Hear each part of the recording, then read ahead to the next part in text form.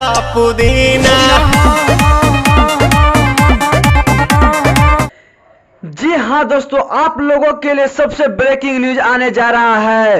भोजपुरी का नंबर 1 गाना, super duper blockbuster गाने पुदीना पार्ट 2 का बहुत जल्द गाने आने वाला है। जी हाँ दोस्तों, मैं आप सभी को बता देना चाहता हूं कि पावर स्टार पवन सिंह और रवि पंडित जी पुदीना 2 गाने का शूटिंग पूर्ण रूप से कंप्लीट कर चुके हैं।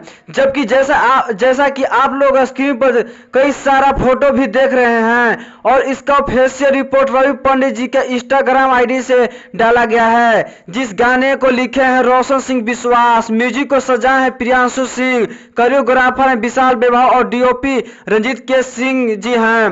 ये गाना web music official YouTube channel पर बहुत जल्द रिलीज होने जा रहा है। जितने भी पावर स्टार पवन सिंह के फैंस हैं उनके लिए सबसे बड़ी खबर यह है कि पुदीना 2 शूटिंग पूर्ण रूप से कंप्लीट हो चुका है।